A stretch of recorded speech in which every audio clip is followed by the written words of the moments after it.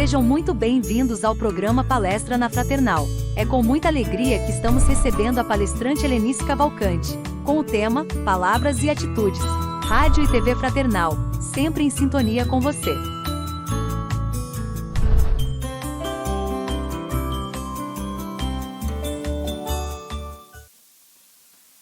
Boa noite para quem estiver nos acompanhando agora, boa tarde ou bom dia para quem for nos acompanhar em outro momento. Sejam todos muito bem-vindos à Rádio Fraternal. Eu, Helenice Cavalcante, essa equipe maravilhosa que me recebeu, os acolhemos com todo o nosso carinho, com todo o nosso afeto. Queridos irmãos, a luz, quando acesa, não se apaga jamais. E os valores, quando despertados no hino da alma, não retrocedem. Do livro Paixões Humanas, Filosofia Espírita, volume 5, pelo Espírito Miramês e o médium João Nunes Maia. Muito bem. Há um trecho contado na vida de Gandhi, o Mahatma da Índia, em que relatam que numa determinada ocasião fora ele questionado por uma mãe. Esse trecho, inclusive, é muito conhecido. Diz a história que a mãe incomodava-se com a quantidade de açúcar que seu filho ingeria. Era o tempo inteiro. O que pudesse ser em forma de doce, lá estava o menino ingerido. Assim, procurou Gandhi, porque com sua autoridade moral, com sua potencial hierarquia espiritual sobre todos, tudo o que ele falava era aceito como verdade. Procurou Gandhi, explicou-lhe o problema e Gandhi pediu-lhe, então, que lhe desse 15 dias. Daí ele conversaria com o filho dela. Durante aqueles 15 dias, essa mãe ficou numa aflição imensa. Parecia que esses 15 dias não passavam nunca. De repente, chegou a data. Ali se foi para o encontro com o Mahatma. Diante dele, com seu filho ao lado, disse-lhe: então, Mahatma, vai dizer para este menino parar de comer açúcar? E Gandhi, olhando fraternalmente para o menino, impostou a voz e disse: menino, pare de comer açúcar. Dali, dispensou a criança, dispensou a mãe, e a mãe ficou pensativa. Como assim? Deu 15 dias para isso? Imediatamente ela voltou-se ao Mahatma. Mahatma, por que o senhor esperou 15 dias para dizer ao meu filho que parasse de comer açúcar? E disse isso hoje? E ele respondeu: porque há 15 dias eu comia açúcar. Eu não teria autoridade moral nenhuma com seu filho se continuasse a comer açúcar, a dizer-lhe dos malefícios, estando eu comendo. Palavras e atitudes. Palavras são necessariamente reflexo daquilo que sentimos.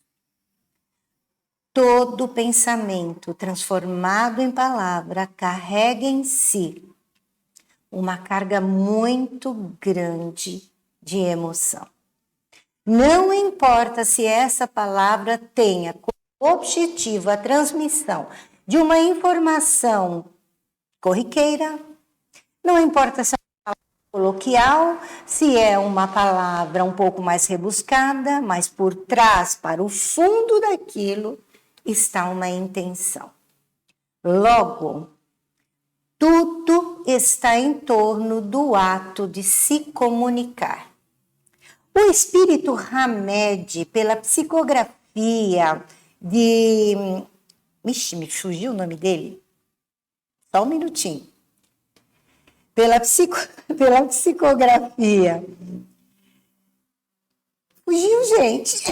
Nunca me acontece isso. Bom, do Espírito Santo Neto, eu lembrei o sobrenome dele, me perdoem. Já vem, ó. Logo faz assim. Nos diz que o ato de comunicar é o ato de expressar em palavras aquilo que sentimos e desejamos. Aliás, eu vou fazer um adendo aqui. O ato de comunicar hoje me colocou numa sinuca de bico, porque eu estou muito acostumada a brincar no vídeo e agora eu fiquei sem graça. Muito obrigada a vocês. Pois bem, voltando à seriedade do nosso tema. Os bons dicionários dizem que a comunicação ou o ato de comunicar é apenas a transmissão de receber ou de emitir mensagens. Hamed nos esclarece que muito mais do que transmitir ou de receber é estar voltado para a percepção, a sensibilidade do momento é que vai ditar a boa qualidade da comunicação. Pensando assim, a gente volta ao processo da ciência da semiótica, que é a ciência que estuda a utilização das palavras no ato da comunicação. A semiótica costuma dizer que a responsabilidade de quem diz é que é a principal. Portanto, se aquele que está recebendo a informação não a entendeu, o problema não é dele, é seu que está informando. Muitos contradizem, muitos dizem que não. Aliás, gente, vamos chamar aqui a atenção, um adendo aqui, às redes sociais. Pois é. Fala-se o que quer, como se quer, a hora que se quer, não se preocupando com aquilo que se está emitindo. E ainda se ouve, eu sou responsável pelo que falo, você é pelo que entendem. Pois bem, queridos irmãos, como assim? Não é dúbio esse falar, essa forma de se expressar? Eu sou responsável pelo que eu falo e não pelo que você entende? Parece que um pouco contraditório. Então, a semiótica tem razão. Todos aqueles que costumam aplicar cursos de oratória costumam ensinar. O maior cuidado do orador é com o que fala, porque o que ele fala está carregado de sentimento e não apenas com a forma como ele fala. Ele tem que estar consciente de que quando ele transmite uma mensagem, ela vai atingir o objetivo daquele propósito, daquele momento. Portanto, essa nossa proposta de hoje em falar em palavras e atitudes, há que formarmos aqui assim, ó, uma ponte. Sempre estarmos atentos àquilo que falamos, refletindo naquilo que fazemos. O que buscamos na história da humanidade em termos de exemplo? O primeiro de todos, citados por vários estudiosos, inclusive estudiosos não religiosos. O maior exemplo do que falou, com o que agiu e que ficou, Jesus. Não é incrível isso? Citam muitos outros, citam os grandes oradores gregos, os posteriores oradores romanos, os mais variados filósofos de toda a história da humanidade. Mas os mais citados são Jesus, Gandhi, Madre Teresa de Calcutá, Abraham Lincoln, Nelson Mandela. Pessoas que carregaram em si a qualidade do modificar através do ato do falar. A caridade através da palavra. E isso convenceu porque tudo o que faziam combinava, coadunava, estava em consonância com suas atitudes. Então, gente, se nós pararmos para pensar, a oração é um processo de comunicação. Vamos assim dizer, não só o orar, mas a forma como faço essa oração. Não basta a expressão labial, não basta o muito falar ou o muito repetir. Assim nos ensinou Jesus, que muito mais pelas palavras, pela constância na repetição, estava aquilo que saía de dentro de nós. Em vários ensinamentos, em várias situações. Então, o orar é sim um diálogo com Deus. Pode ser com aquele que eu acredito, que eu tenho devoção? Com certeza. Vai ser com aquilo em que você se posicionou, com a situação, com a imagem, com a figura espiritual, com o nosso Criador, como assim também dizia Emmanuel, o querido mentor espiritual de Chico Xavier. O nosso Criador incriado. Aquele que não sabemos explicar, mas que se permitirmos nos desligar daquilo que nos prende à materialidade, vamos perceber que Ele habita em nós. É por isso que acreditamos. É por isso que o sentimos, é por isso que o vivemos. É por isso que o falar carregado de amor dificilmente vai gerar mal entendimento.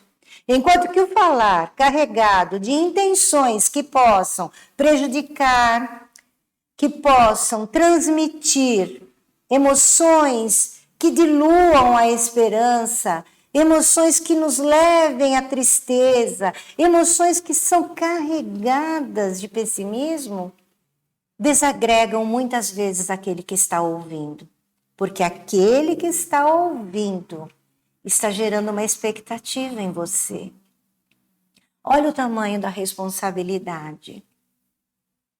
Nós temos o dever de não gerar expectativa sobre quem quer que seja, porque ninguém tem a obrigação de atender às nossas expectativas, são nossas.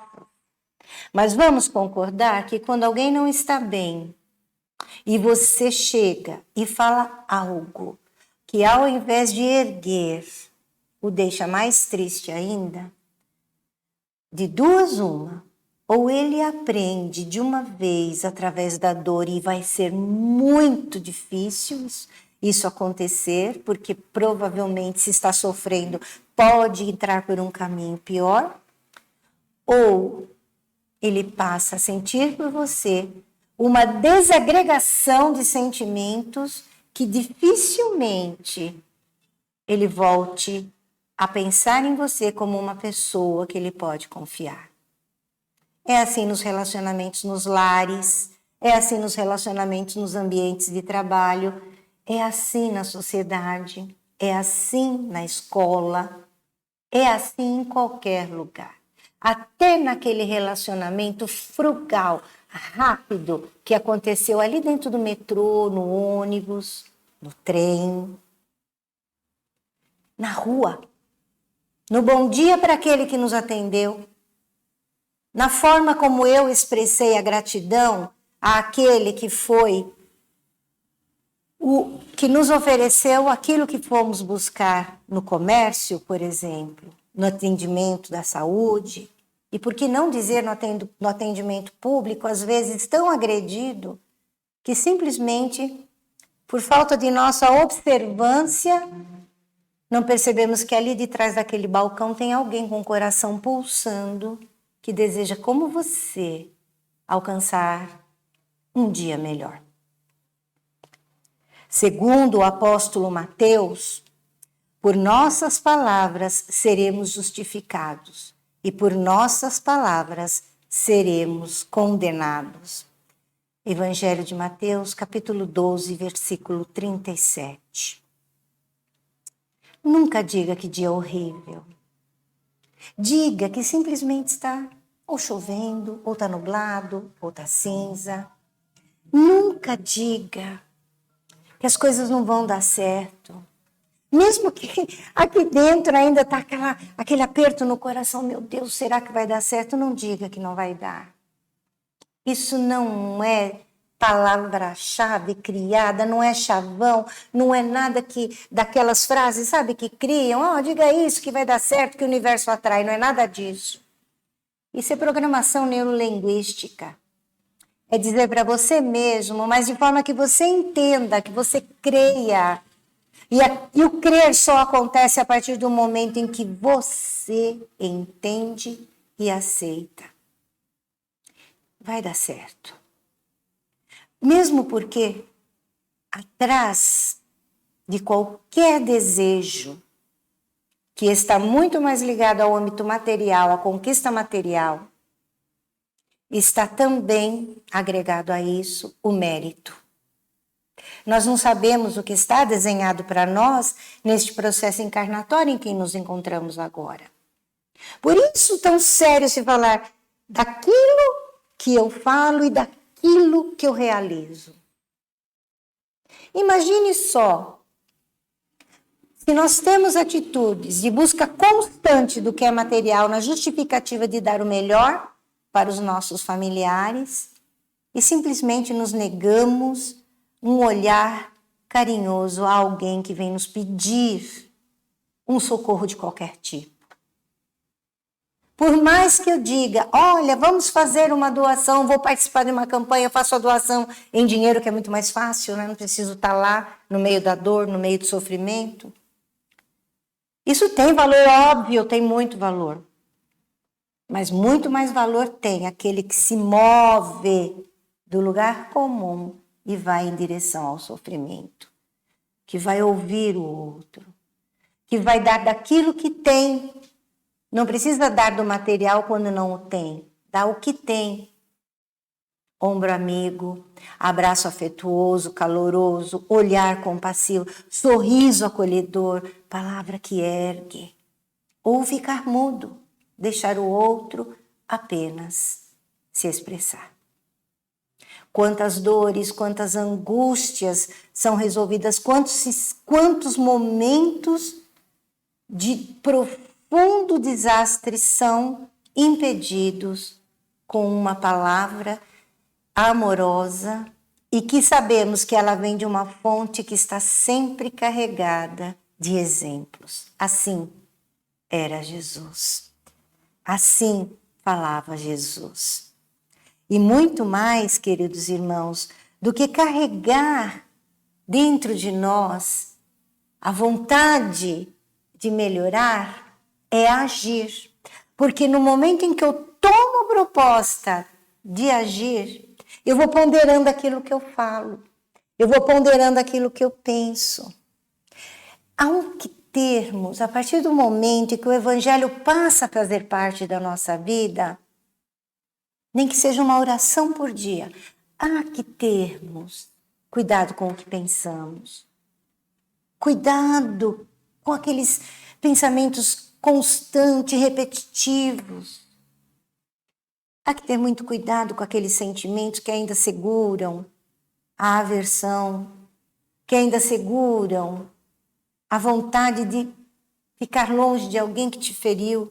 Não precisamos realmente colocá-la de novo aqui no nosso convívio, mas está lá por orientação de Santo Agostinho no Livro dos Espíritos. Se tu não podes perdoá-lo, pelo menos ore por ele. Orar não é só o ato de pedir, também no Livro dos Espíritos, se eu não estiver enganada, a questão 759. Qual a forma de orar? São 3. Louvar, pedir e agradecer.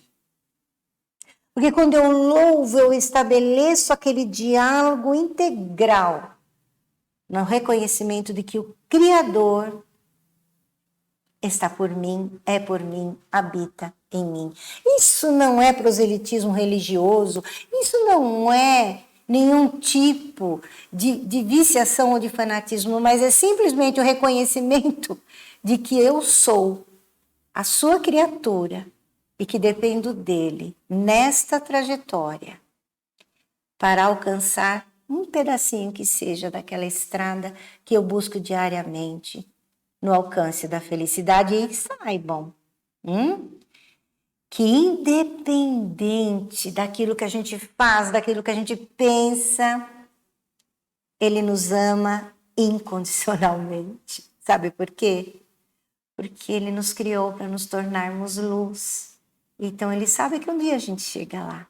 Então por que a gente já não pode ir acelerando isso?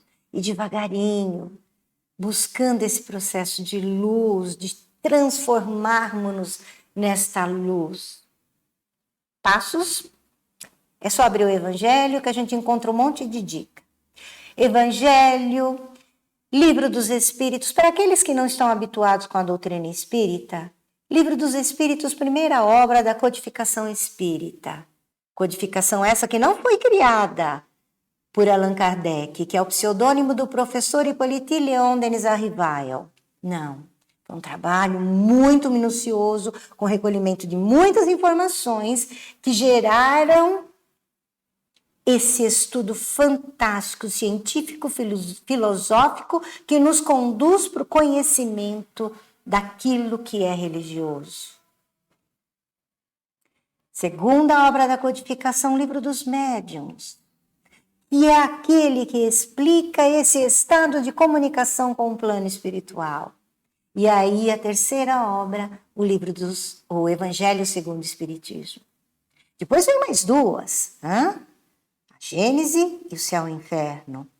Não é o mote desta noite. O nosso bate-papo é Livro dos Espíritos, Evangelho segundo o Espiritismo. O que eu vou tirar dos dois que podem me auxiliar a entender esse meu processo encarnatório? O que faço aqui? Por que ainda tomo atitudes que não gosto? E por que é tão importante para mim pensar muito bem naquilo que falo? Existe um filósofo norte-americano chamado Ralph Waldo Emerson. Ele tem uma frase que é fantástica. O que você faz fala tão alto que não consigo ouvir o que você diz. O que você faz fala tão alto que não consigo ouvir o que você diz. Pois é, queridos irmãos, voltando a Hamed, nosso querido amigo espiritual, portanto, entender que o ato de comunicar não é só falar, é, acima de tudo, expressar a tua condição evolutiva. Se já entendeu que muito mais do que falar é amparar, é socorrer, então que isso saia carregado dessa intenção. E para encerrar esse nosso bate-papo, nós vamos contar uma fábula. Talvez aqui alguns não conheçam Esopo, um fabulista grego. Esopo foi escravo durante muitos anos. Ele foi escravo de um grande general romano. E Esopo levava, além de dias de muito trabalho, levava também muitas das suas horas criando, a partir das coisas que ele via na vida, histórias com fundamento, chamado assim morais, fundamentos que nos traziam ensinamentos. E ele começou a ficar muito conhecido por força disso. Tanto que os amigos do seu amo vinham vez ou outra em sua casa para ouvi-lo iam visitar o general, mas queriam mesmo era ouvir. Certa vez, outro general visitava o amo de Esopo. E conversavam sobre política, sobre sociedade, sobre família. Finalmente resolveram falar sobre o bem e o mal. Chamaram Esopo. E o seu amo disse: Esopo, estamos aqui discutindo o seguinte: o que é na história humana que representa o maior bem? Esopo pensou, olhou para o seu amo e disse: se meu amo me permitir, irei até o mercado e de lá trarei a resposta. Assim o amo permitiu. Volta Esopo com um pacotinho. Coloca em cima da mesa. O que é isso, Esopo? O que você trouxe aí? Peço ao meu amo que abra. Na hora que o amo abriu, era uma língua toda picotadinha. Que isso? Você está brincando conosco? Nós te fazemos uma pergunta, você pede licença para ir buscar a resposta e traz isso? Ora, meu amo, quando a língua é utilizada para o bem, ela não há coisa melhor.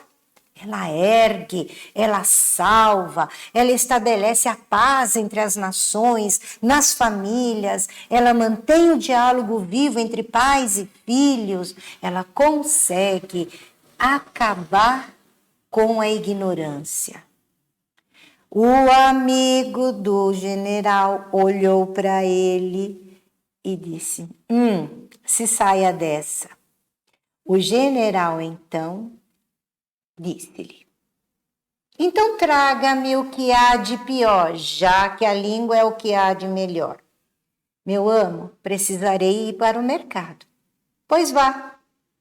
E retorna Esopo com mais um pacotinho. E esse pacotinho continha outra língua picotadinha. O amigo do general não se conteve. Esopo, nem vou me espantar. O que é que você vai dizer? Da mesma forma que a língua traz o bem, ela pode trazer o mal. Quando mal utilizada, ela vem carregada, da mesma forma, no bem, de coisas ruins. Então você pode destruir, você pode desmoronar, pode criar guerras, pode levar uma pessoa à morte, pode acabar com uma sociedade. Porque rico é o homem que fala da riqueza da sua alma, assim como Jesus. O que é importante não é o que eu levo à boca, mas aquilo que sai, porque isso vem carregado do que traz o coração. Então, que nós possamos refletir sobre a importância do falar diante dos exemplos, lembrando sempre que Jesus nunca precisou tomar uma única atitude que chocasse. Todas elas convinham com a sociedade e ele aplicava os devidos exemplos como o grande mestre que fora de todos nós e que é até hoje. Muito obrigada a todos, muito obrigada à Rádio Fraternal, que tenhamos uma excelente noite e um excelente despertar.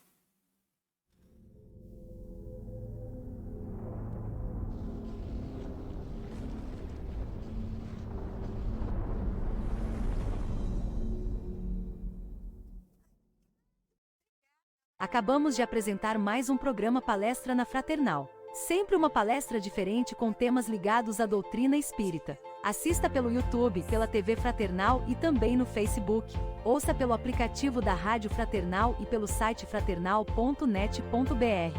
Rádio e TV Fraternal, sempre em sintonia com você.